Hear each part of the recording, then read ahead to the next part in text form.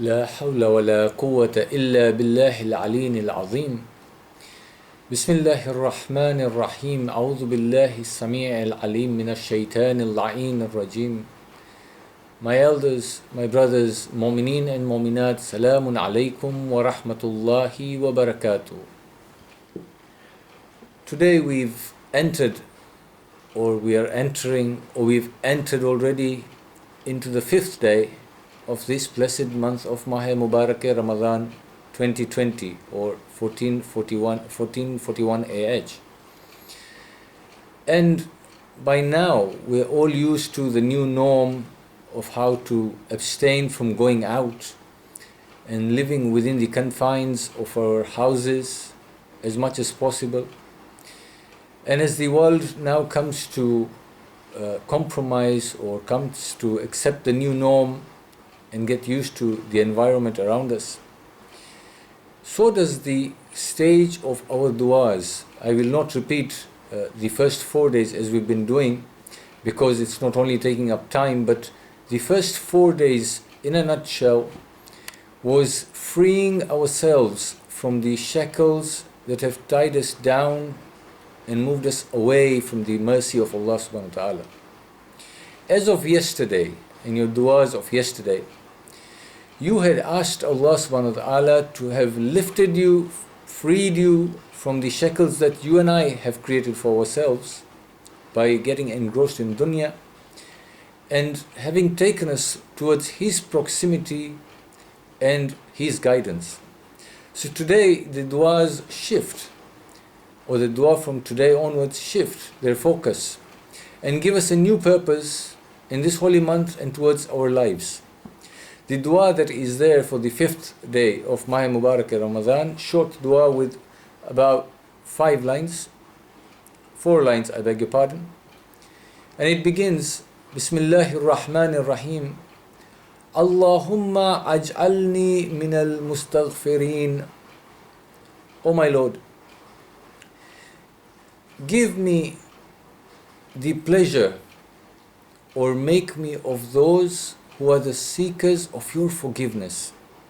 So somebody may ask a question. On the very first day, we were asking for forgiveness and being freed from the worldly shackles. Are we back at the same point in time? The answer is no.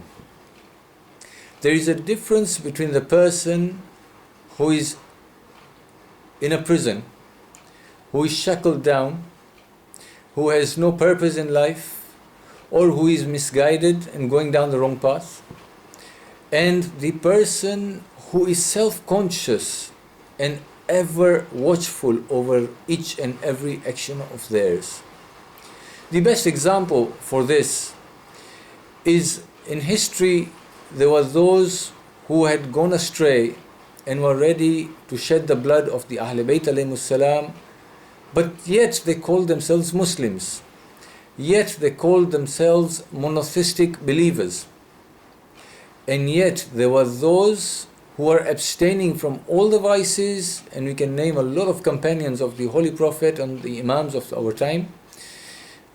But these people were ever watchful over what they did. A very good example, people like Malik Ashtar, a very prominent companion of Amirul Mu'mineen, or Salman Muhammadi, another very prominent companion of the Holy Prophet. But these people, whilst being very careful about their actions and being very close to the Holy Prophet, and by virtue of that to Allah subhanahu wa ta'ala, they were still those who kept seeking forgiveness. You have now reached a level where you realize that you're so close to pure perfection, which is Allah subhanahu wa ta'ala. The first 4 days has lifted you so fast. The sins of 30, 40, 50 years, the mistakes of all these years, if you're really conscious about it and you've sincerely asked for forgiveness, you are now at a stage where you're as good as newborn. Pretty clean. And now you've reached so close to the pure perfection, which is Allah subhanahu wa ta'ala, that now you are asking Allah subhanahu wa ta'ala, keep me here. I have now started tasting the beauty of your closeness. I started tasting the beauty of being in love with you. So, oh Allah, I don't want to miss this. When you're close to somebody, you don't want them to be displeased with you even for a moment. So now I'm asking Allah to make me now of those awliya, those close ones who are conscious about their every action. And this is a group, we are saying, Allahumma ajalni minal mustaghfirin, those who are constantly in the state of being watchful. This is not istighfar in the terms of I'm sinning, asking for forgiveness, going back to my sins. No. Now I've cleansed myself. Now, oh Allah, I want to maintain myself here. I want to be of the watchful ones. Please put me in that group. And then the next verse, beautiful, goes, وَجْعَلْنِي فِيهِ مِنْ عِبَادِكَ الصَّالِحِينَ الْقَانِتِينَ. Oh Allah, I've enjoyed the taste of your obedience. Oh Allah, I've enjoyed the taste of your closeness, your qurb. I am so watchful. I wish, or I ask you for your assistance to keep me in the group of those who are righteous and who are submissive to your will. Now, when we talk about submission, in the worldly sense, there are those who are submissive and there are those who are dominant. You'll find a person who is so confident, and that person, he or she, will set out to achieve anything and everything they want. They will sometimes not even care what is right or wrong. They will trample over anybody who's weak and walk right over them to get what they want. Absolute confidence. These are the people who can walk into a very high position, high-powered person's office, and because of that confidence, they get what they want done. Whereas there's the person who is very submissive, who is so afraid of his own shadow, for a good description, that when they walk into even a place where they're supposed to be given service, the people providing the service trample all over them and take them round and round in circles. A good example is somebody who goes to maybe a police station to report something. It may be in his own or her own favor, or something where they're asking for a service that is their right. Or even to a doctor's. And you find somebody who comes in with all this confidence and just walks in and demands to be served and gets the best of service. And there's the other one who gets admitted and the doctor takes them round and round, puts them in the hospital for days on end. He's not questioning anything. The doctor knows best and just keeps on going along with it until the bill suddenly is astronomical, and the insurance company now has to come in and start asking questions. What was wrong with this person for such a huge bill? So there's a difference between the characteristics of these two people. The submission that we're talking about here and the righteousness, we are talking about those people who are absolutely confident in their actions and have weighed each and every deed of theirs by the standard given by the Holy Quran and the guidance of the Holy Prophet through the Imams of Ahl Bayt alayhimus salam. And this person now is confident, that is the righteousness, about each and every action of his or hers. But the submission is that this is in the ambit of the laws given by Allah subhanahu wa ta'ala. The submission that Islam expects from us is not the submission of a person who is totally broken down, who has no backbone. It is the submission of the confident person. It is the submission of a person who knows that whatever I am doing is absolutely within the constitution of my Lord, is as per His guidance, and therefore I have submitted to the fact that He will take me to the end result that is the best for myself. A nice example that perhaps may clear this issue a bit more.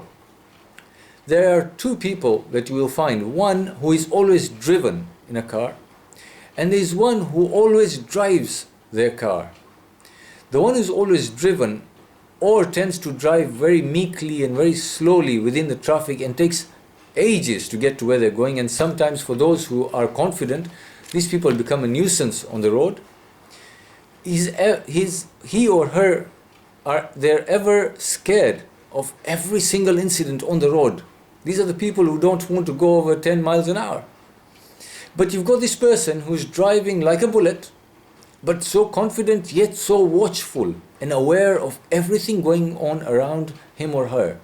And they'll get to their destination safe and sound, without a scratch on their car, without hurting any of the other road users, nor will they break any laws. That confidence. This is what we're asking Allah subhanahu wa ta'ala. I want to be that servant of yours, Ya Allah, who is confident of the direction I am going towards, who is confident that the net result is going to be what will be the best for me because you are going to give it to me. And oh Allah, I am so confident because I know I have been following all the laws that you have set out for me. And I am of those who is righteous. I do not even by mistake make a mistake. So, oh Allah, make me amongst the group of those who are righteous and submissive. And the third verse, وَجَعَلْنِي فِيهِ مِنْ أَوْلِيَائِكَ الْمُقَرَّبِينَ. My fellow travelers, we've all heard Surah Waqi'ah. And what a beautiful surah is Surah Waqi'ah. In Surah Waqi'ah, Allah subhanahu wa ta'ala mentions three groups of people on the day of Qiyamah. هُوَ الْأَوَّلِينَ. I beg your pardon, he says, وَالسَّابِقُونَ السَّابِقُونَ أُولَٰئِكَ الْمُقَرَّبُونَ. Those who are the most righteous, Ulaika is those who have joined their wilaya and are close to Allah subhanahu wa ta'ala. Ulaika humul mukarrabun, those who are the closest to Allah subhanahu wa ta'ala. In Ayat al-Kursi, we hear of those people who you have a choice. Every one of us has a choice. You either make Allah subhanahu wa ta'ala your wali. Wali means guardian. And if you make Allah your wali, then He takes you away from the darkness of the wrong direction, of the sins, of masiyah, of misguidance, and takes you towards the purity of His light. Or you make shaitan mal'oon your guide and choose him as your leader, and he takes you from the purity of the pure light towards darkness. And both of these incidentally happen extremely fast. It is really up to you how fast and how strong your intention is and who you've really made a guide. Unfortunately, many a time, we want to have both of them as guides. And we know that if you tie your hands to two different directions and ask people to pull in two different directions, you don't go left or right. What happens? You get split apart. And you don't really succeed. So here we're telling Allah subhanahu wa ta'ala, oh my Lord, put me in the group, or now that I'm so close to you, make me of those who have taken you as their wali. Those whom you are guiding yourself personally, one-to-one now.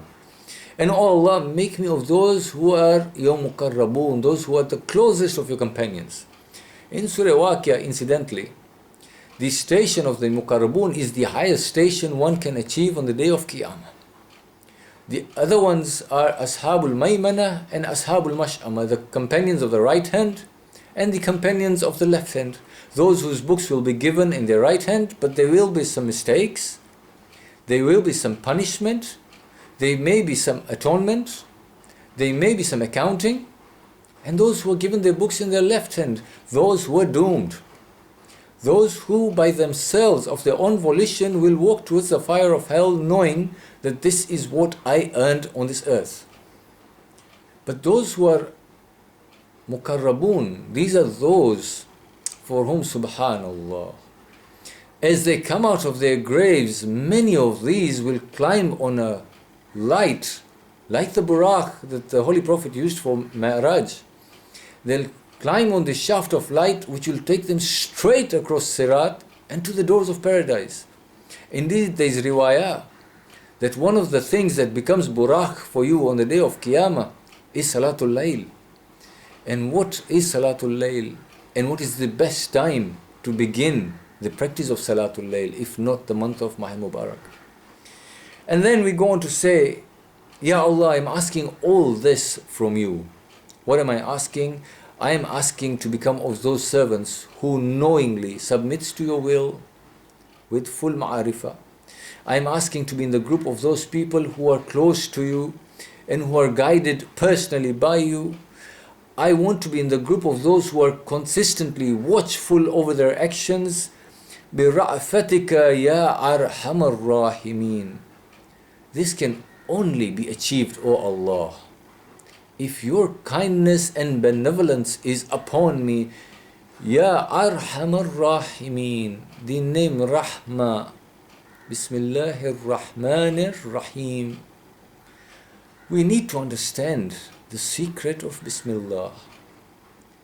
That those names that can take one from being shackled and chained, to grant that same person the freedom to express himself or herself very confidently, with certainty, with yaqeen, that they are the righteous, very conscious of what they're doing. And this confidence and this strength does not come with arrogance, by the way. That's where the submission comes in. As much as they're confident in their outlook and their actions and their deeds, but they're submissive, they're humbled, knowing that above them there is a power that is far, far greater, which is guiding them. And they become the embodiment of Allah subhanahu wa ta'ala's asma. Inshallah, we keep trying on this journey to reach that perfection. It is small baby steps that will take us to finally making us run towards the end of this month. وآخر دعوانا أن الحمد لله رب العالمين. سورة مباركة الفاتحة.